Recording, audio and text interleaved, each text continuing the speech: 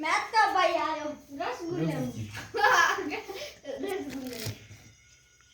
ये देख दोस्तों, ये गरीब आदमी है, इसे हीवड़ा फकर नहीं लागता था, लेकिन आज ये हीवड़ा कर रहा है। मेरे कहने पर इसकी रिया आ जाती थी।